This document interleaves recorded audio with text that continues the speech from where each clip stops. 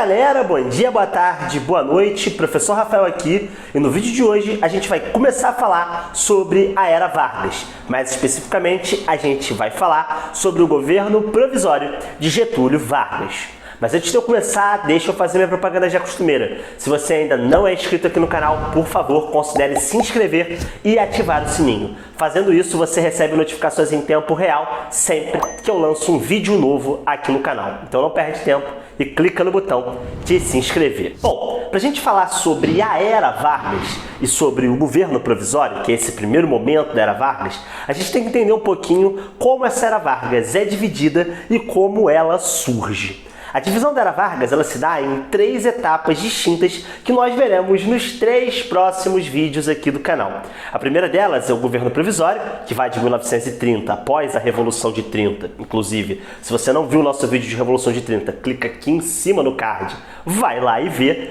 Depois, ela é seguida pelo governo constitucional, que vai de 1934 a 1937. E por último, a gente tem a ditadura do Estado Novo, que vai de 37 até 1945. Notem que existe também uma 4ª etapa, que não é seguida desses 15 anos de governo do Vargas, que é o governo democrático do Getúlio Vargas, que termina com ele saindo da vida e entrando na história, ou seja, se suicidando. Mas isso é um papo para um outro vídeo. E esses 15 anos de governo do Vargas, eles vão começar basicamente a partir da chamada Revolução de 30. Nós vimos no último vídeo da nossa playlist sobre a Primeira República que a Primeira República ela chega ao fim a partir de um golpe liderado ou ainda encabeçado por Getúlio Vargas contra os políticos da Primeira República e mais especificamente contra as grandes oligarquias, em especial contra a oligarquia de São Paulo. Com o apoio dos tenentistas, de boa parte da classe média e do movimento operário brasileiro urbano, a gente viu que Getúlio Vargas chega a 3 de novembro de 1930, fardado como militar, ao governo e à presidência da República. Quando ele chega a partir desse golpe, que esses golpistas vão querer chamar de revolução, ele vai fazer questão de não ser chamado de presidente. Eles vão fundar uma junta revolucionária, ou ainda uma junta provisória de governo, por isso o nome dessa primeira etapa é governo provisório, e eles vão começar a tomar algumas ações no sentido de modernizar o Brasil e no sentido de combater essas oligarquias. A primeira delas vai ser centralizar o poder nas mãos do Vargas, ou seja, nas mãos do Executivo Federal.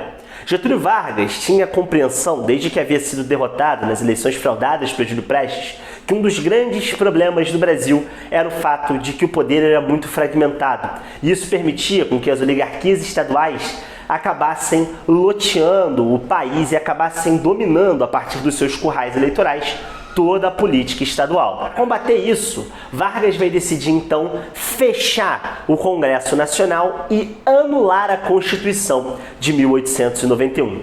Ou seja, Vargas, de uma vez só, simplesmente acaba com toda a estrutura institucional e política vinda da Primeira República. Para governar, Vargas vai formar esse gabinete, que é o Gabinete Revolucionário, ou a Junta Provisória, que vai ficar conhecido como o Gabinete Negro. Nele, os principais revolucionários vão estar junto com Vargas para pensar os chamados decretos-lei. Os decretos-lei são uma forma pela qual Vargas vai governar sem nenhum tipo de necessidade de aprovação de um poder legislativo ou ainda do poder judiciário. Basicamente, o Vargas vai criar leis que vão ser executadas no mesmo momento. A partir disso, então, Vargas começa um movimento amplo de modernização do Brasil e de combate a essas oligarquias estaduais, em especial a oligarquia de São Paulo. Um dos seus primeiros decretos-lei vai ser a criação do Ministério do Trabalho, por volta de fins de novembro de 1930.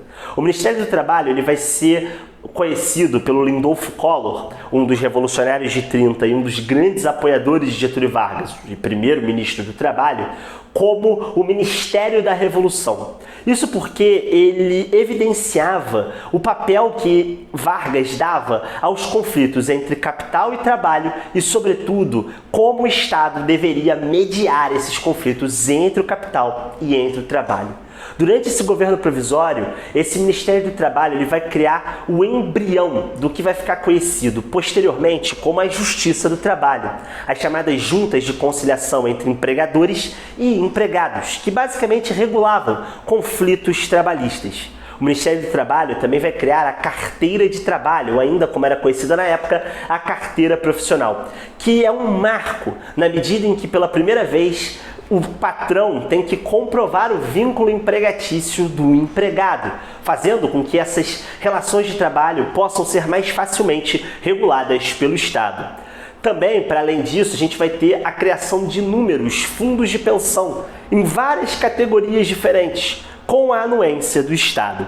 Por último, e não menos importante, a pedra angular do Estado corporativo que Vargas gostaria de construir para o Brasil, também ligada ao Ministério do Trabalho, é o fato de que o Ministério do Trabalho vai regular a criação de sindicatos de trabalhadores e também de sindicatos patronais. Só que esses sindicatos de trabalhadores e sindicatos patronais deveriam ter a aprovação do Estado para serem reconhecidos enquanto sindicatos legais. Dito isso, então, é importante dizer que o Ministério do Trabalho ele é um importante ponto na modernização do Brasil, haja vista que os conflitos entre capital e trabalho na Primeira República eles eram porcamente regulados. Só para vocês terem uma ideia, esses conflitos na época ficavam nas mãos do Ministério da Agricultura, o que era dizer mais ou menos que eles ficavam na mão de ninguém.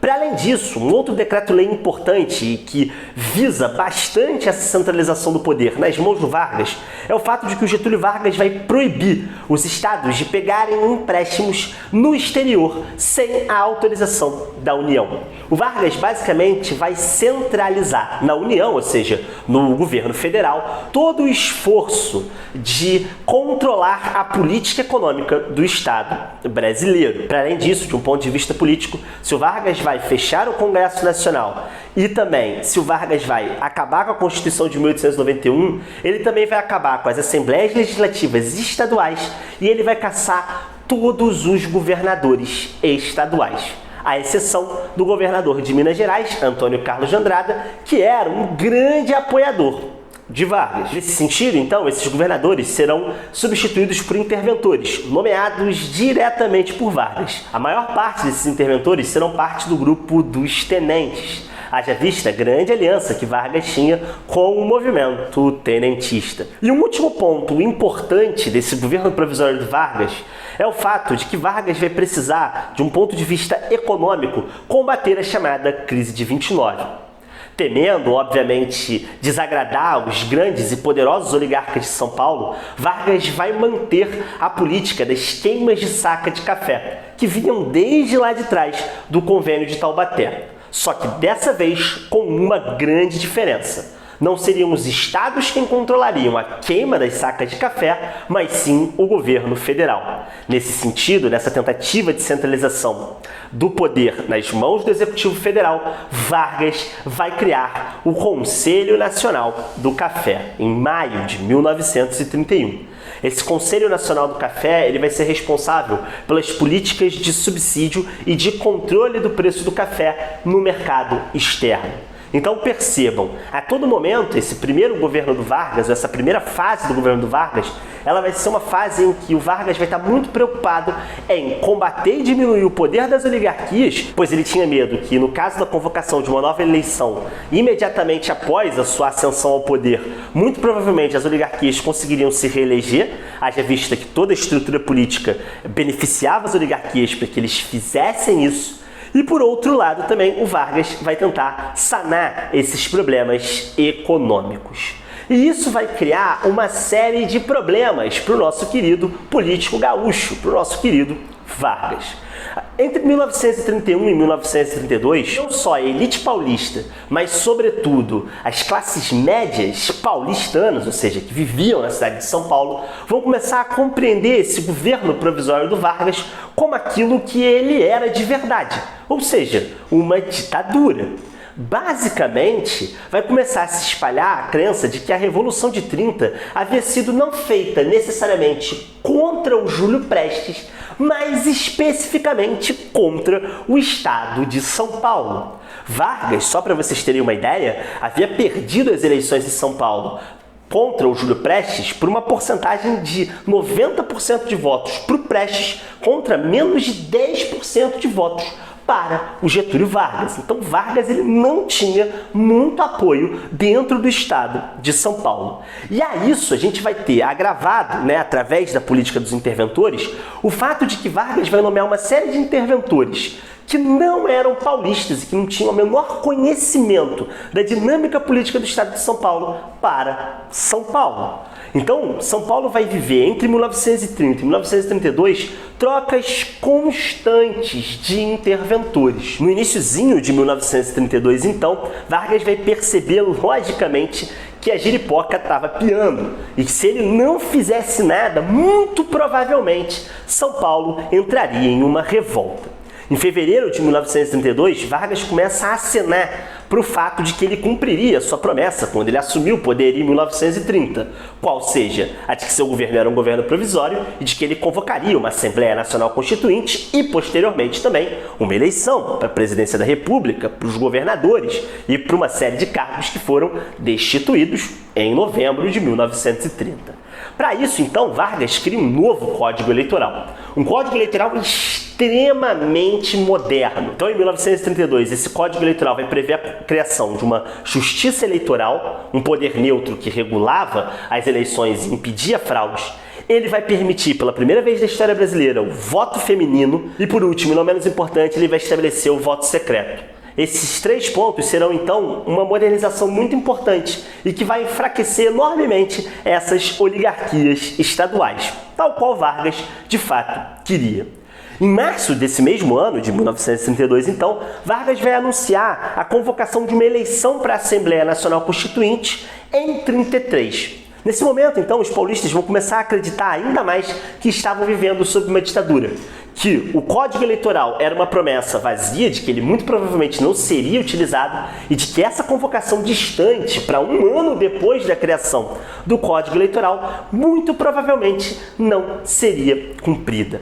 É nesse sentido, então, que protestos vão começar a tomar conta da cidade de São Paulo entre março e maio de 1932.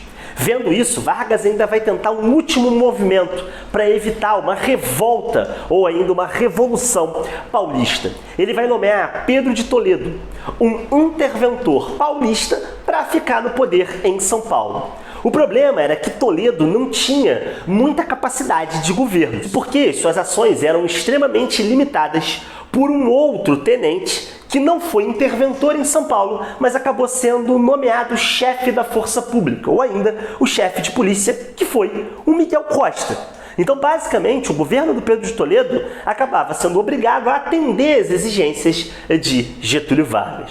E as coisas vão chegar a um patamar muito ruim em 23 de maio de 1932, quando, em um protesto, estudantes universitários de São Paulo, mais especificamente 5 estudantes, que eram Miragaia, Martins, Drauzio, Camargo e Alvarenga, são mortos, são baleados por forças apoiadoras de Getúlio Vargas, criadas pelo Miguel Costa, e acabam então se tornando mártires do movimento de luta pela Constituinte, ou seja, pela convocação de uma Constituição e pela libertação de São Paulo frente à ditadura varguista. Cria-se assim, em homenagem a esses estudantes baleados, a Sociedade Secreta MMDC. Alvarenga é deixado de fora.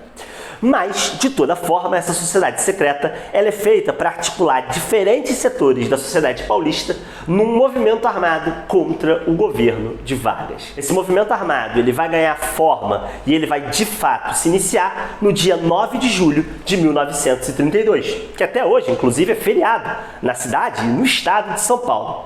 Essa Revolução Constitucionalista começa e vai ter um amplo envolvimento da sociedade paulista.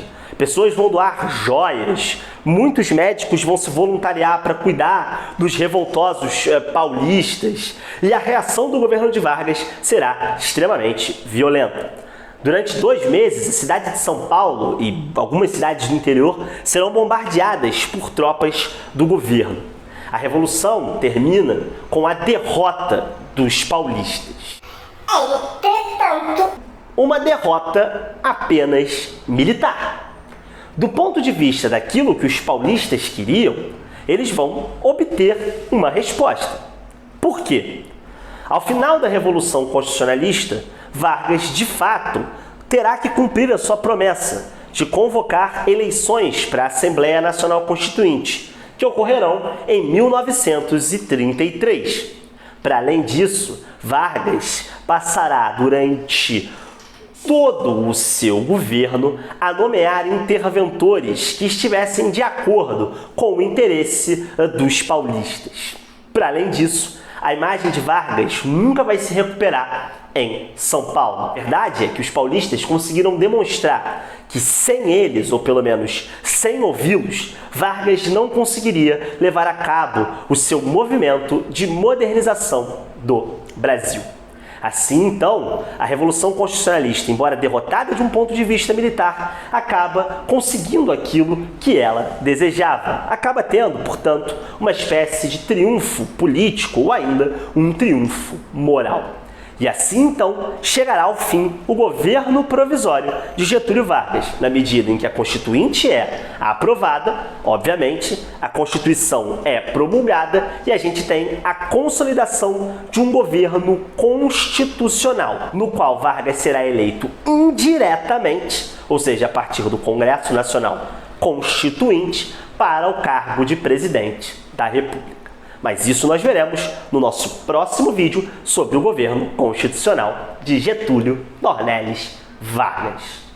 Bom, galera, esse foi o nosso vídeo sobre o governo provisório de Getúlio Vargas. Eu espero que vocês tenham gostado. Caso vocês tenham gostado, deixe o seu like aí e compartilhe esse vídeo com os seus amiguinhos. Então é isso. Um abração e até a próxima!